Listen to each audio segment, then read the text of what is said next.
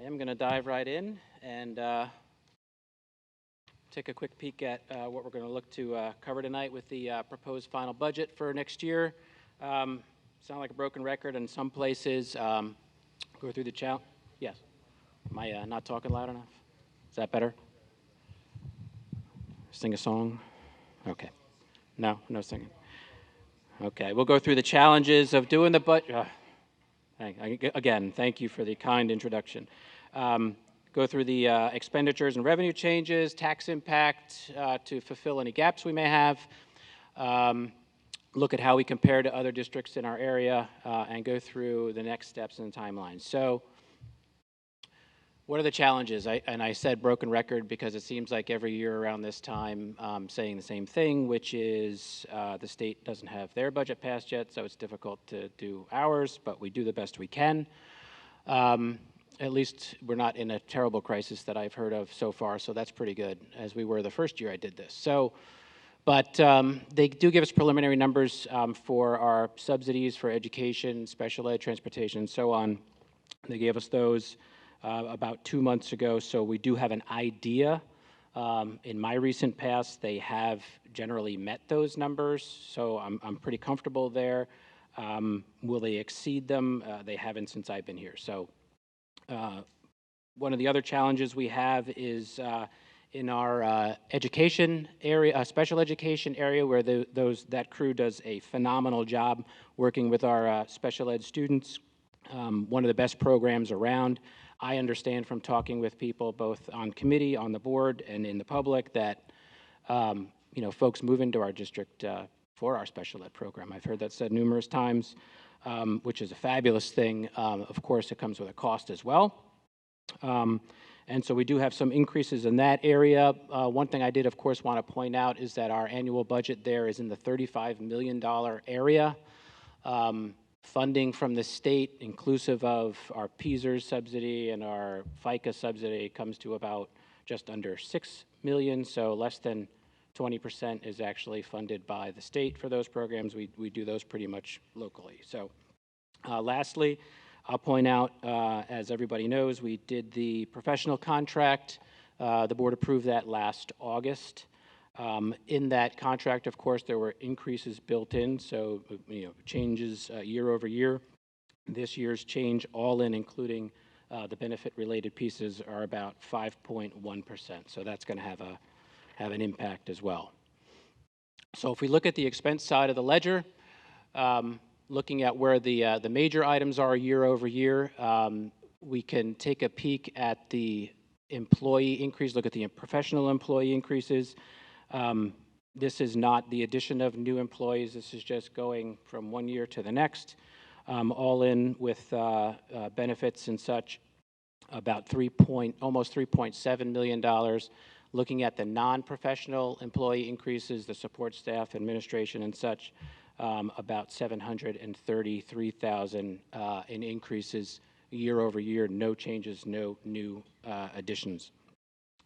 If we look at the additional staff we're looking at, again, special education based on the needs of students coming into the district and the needs, I guess, of students becoming of age and getting into our programs currently. We are looking at a need to add some special education teachers and aides.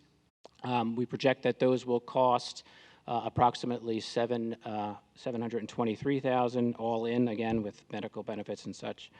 Our professional staff, we're looking at adding, my estimates are adding about 75 new students district-wide next year, so we're looking at adding some teachers to help fulfill some of that as well, to the tune of about $330,000. And also, we've been talking about in this room, in committee, outside, about adding security personnel in our buildings as well. We project that will be about $189,000, and then, of course, looking at tech to support some of our modernized learning programs, as well as some administrative support changes, some guidance counselors. I think we're bringing from part-time to full-time, that type of thing, about another $188,000. So total personnel additions, along with just increases from year over year, about $5.8 million. we're looking at increasing there. So looking at non-personnel related things, you see special education there. Once again, this is more related to services that we provide to our special education students outside of these walls. So, or they could be service providers that come inside of these walls as well. We do try to balance the need as far as economically and what is best for the students, of course, to determine whether it should be an outside placement or outside resource versus hiring a resource as well. So we're looking at that change. Transportation increases about $250,000. Keeping in mind we do have an increase in our transportation contract this year as well. You'll see later on in the agenda as you read down the approval of the Western Center budget, which is also in there to be approved, and based on the calculation on 5-year trailing ADMs, our tuition cost is going to go up about $100,000, which means our students are participating more, which is a good thing.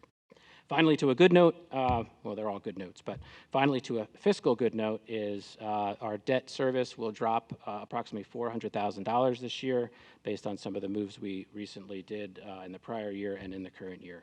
So all in, we're looking at the expense side of the budget increasing approximately $6.6 million. And if we look at this, I'll kind of talk slowly so you can digest some of that.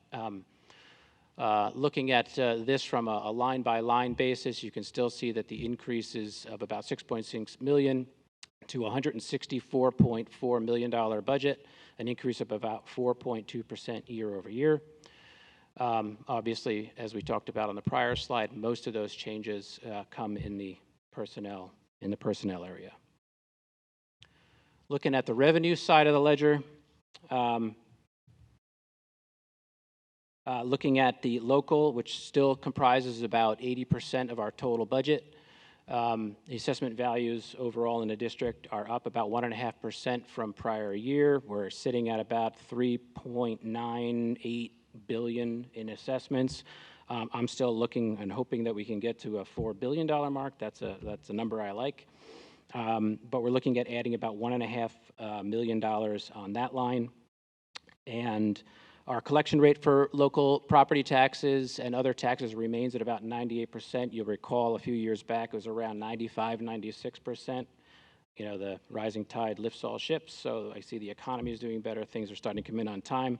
The negative impact, if there is any really, is that our tax collections on delinquents will go down as people pay their taxes more on time. That inventory of delinquent taxes decreases.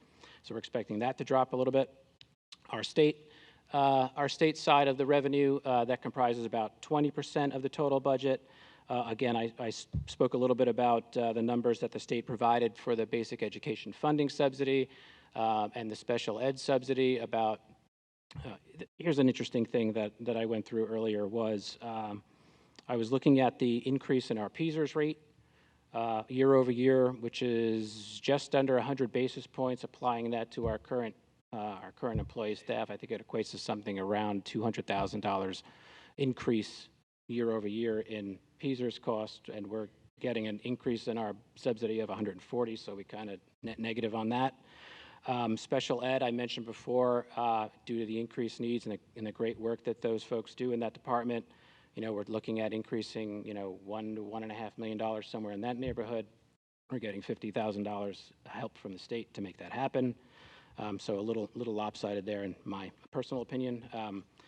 Increases to the PSERS overall. This is basically just the 50% subsidy that we get back from the state, about $900,000, and also an increase in the transportation subsidy. We get about 30% of our total bill back on that. So that'll be that increase. The federal is not really worth talking about. Less than 1% of our budget. Doesn't really do much. So we're looking to add about $2.26 million on the revenue side. You can see up to about $153.6 million in revenues, or 1.4% increase in revenues compared to the 4.2% in expenses that we had. So if I look at the two, did I go too far? Nope, I didn't. So if I look at the two together, along with some other things that we've talked about over the years and we talk about in committee, we're talking about a gap after all of those things happen, using some of the reserves that we have up until we get to the debt cliff that I know everybody's tired of me talking about. That's the exciting part. The exciting part is the debt cliff. It's coming. But once we can do that, and we can offset some of those reserves that the district has smartly put aside over the past number of years, we can lessen the impact to the taxpayers. So we're looking at a gap of about $2.4 million. If I put that in tax rate language, that equals a tax increase necessary to bridge that gap of about 2.35%. And you can see I also listed some of the tax changes in the prior years as well. But one thing I also found interesting too was the trend of the, I keep doing that, I pointed up the screen and it's really over there. I do that all the time. But if I look at, where we've been in 5-year blocks, it's an interesting story that tells me, the past 5 years, including this one coming, about 1.24% average over those years of tax changes, 2009 to 2014, about 2.6, and then 2004 to 2008, about 4.1. So it's interesting to see how that number has declined over the years. Sometimes there's ups and downs, but throughout there in the details, but generally that's the trend. So how do we compare it to other districts? I actually did this based on this current year's data, only because I don't know what everybody else is going to be doing just yet, but I wanted to fit it in there and just say, where we are this year, we're the 6th lowest millage rate in the area. And if we added on what we're doing, nothing else changed anywhere else, we'd be at a millage rate of 26.8599. We'd still fit in that same slot, depending what everybody else is doing. So that's an interesting move too. So looking at some of the other statistics, again, we're the 3rd highest student population in the area, 5th lowest per student cost, and the 6th lowest millage or tax rate in the area as well. So the next steps. Where do we go from here? So the law says that we have to have the proposed final budget adopted by May 31st. So what we will do is we will have this on the agenda for next week for you folks to vote on and hopefully adopt. And then what we will do, Mrs. David Heiser, myself, and my staff will make the final proposed budget public, giving us the 20-day count. We'll make the necessary legal notices that we need to do for the purposes of having the final budget adopted at the work session meeting, which was a discussion that we had in not the last, right, Mr. DeBella, not the last Finance Committee, the one before that with the tax collectors, where they clearly said, wow, more time in getting those bills prepared, that the cross-checking and checks and balances in place for the tax bills to go out on July 1st. I'm getting ahead of myself. So that's where we are. I'm happy to do my best to take any comments or questions.